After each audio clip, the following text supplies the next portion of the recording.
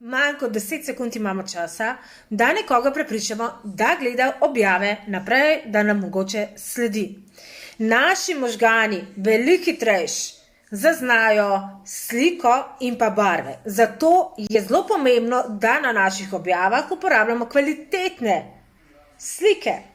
Vkolikor ne uporabljamo fotografij, imamo za kar 10-krat manj možnosti, da se z nami povežejo naše idealne stranke. Študije so pokazale, da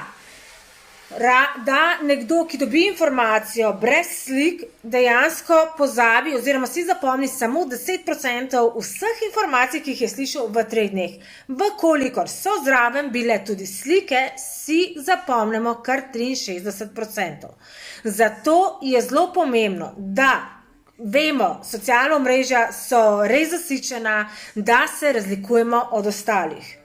Z uporabo ustreznih in kvalitetnih fotografij povečujemo engagement, povečujemo zvestobo naših strank, naših sledilcev, si gradimo brand svoj in definitivno se moramo ločiti od vseh ostalih. Zato ne uporabljamo slike, kot je slika na sesalcu, kajti velika večina jih še vedno kar uporablja to metodo in sicer, da slikajo nohte na sesalcu.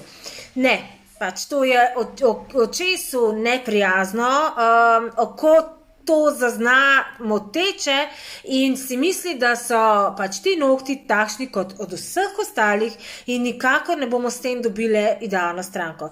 Tudi ne bomo dobili idealno stranko z hobotnico, položajem hobotnice, tole, takole, ker to je pač neestetsko. Zakaj je neestetsko? Potem pa hobotnica, no. Tale slika, ki je tukaj objavljena, je objavljena dvojno, ne vemo, kje je fokus, zato je tudi pomembno in zato sem vas cel dan spraševala, zakaj ni okej ta slika. Ker ne paše očesu, ker ne ve oko, kam ne gleda, ne gleda zgoraj, ne gleda spodaj, potem daje vtis, da je več kot 10 prstov, zgleda tam, da jih ima stranka 100 in je popolnoma neprivlačna. Ker nismo porabile kompozicijskega pravila, pravilo tretjin.